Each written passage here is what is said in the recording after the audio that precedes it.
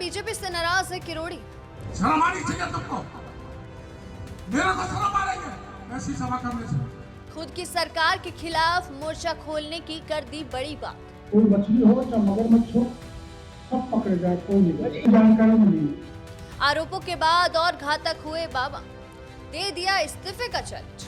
जी हाँ, घायल हूं इसीलिए घातक हूं, ये लाइन इस वक्त राजस्थान की राजनीति के बाबा यानी कैबिनेट मंत्री डॉक्टर किरोड़ी लाल मीणा पर एकदम सटीक बैठती है। अमूमन होता है कि जब किसी नेता पर भ्रष्टाचार या रिश्वतखोरी का इल्जाम लगता है तो वो बैकफुट पर आ जाता है, मीडिया से दूरी बना लेता है और कुछ दिनों के लिए गायब सा हो जाता है। लेकिन किरोड़ी लाल मीणा का तो मिजाज ही अलग है।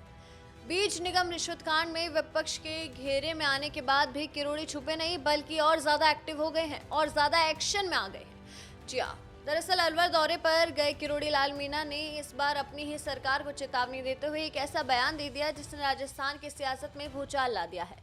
मुख्यमंत्री जी से दोबारा बात करेंगे, कुछ लोगों पर कार्रवाई हो गई, जो शेष है उससे एसओजी से मैं भी कहूँगा, मुख्यमंत्री जी कहेंगे कि चाहे कोई मछली हो चाहे मगरमच्छ हो, सब पकड़े जाए, कोई नहीं जानकारी मिली।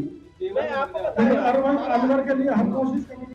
दरअसल अलवर में मीडिया से बातचीत करते हुए किरोड़ी लाल मीणा ने पेपर लीक और नकली बीज घोटाले को लेकर आर पार की लड़ाई का ऐलान कर दिया। उन्होंने दो टूक कह दिया कि पेपर लीक के बड़े बड़े मगरमच्छ अभी भी पकड़ से बाहर है और वो बचे हुए हैं। अगर सरकार ने उनके खिलाफ संतोषजनक और ठोस कार्रवाई नहीं की तो फिर मैं खुद इसके खिलाफ बहुत ही बड़ा कदम उठाऊंगा। अपनी ही सरकार के कार्यकाल में इस तरह का अल्टीमेटम देना ये साफ दिखाता है कि किरोड़ी इस बार रुकने के मूड में बिल्कुल भी नहीं है।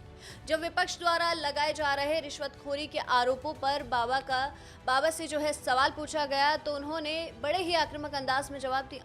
किरोड़ी लाल मीणा ने कहा कि अगर इस भ्रष्टाचार के मामले में मेरी सुई की नोक बराबर भी कोई लेन देन साबित हो जाए या कोई गलती साबित हो जाए तो मुझे इस वक्त ही बता देना, मैं अपने पद से इस्तीफा दे दूंगा, खुद को कानून के हवाले कर दूंगा। उन्होंने साफ कह दिया कि ये उनकी ही दी हुई सूचना थी जिसके आधार पर जुगल किशोर को पकड़ा गया और पैसे जब्त हुए। ऐसे में उनके माथे पर जो कलंक लगाने की कोशिश की जा रही है वह इसे बर्दाश्त नहीं करेंगे और आखिरी दम तक भ्रष्टाचारों के खिलाफ लड़ाई लड़ते रहेंगे।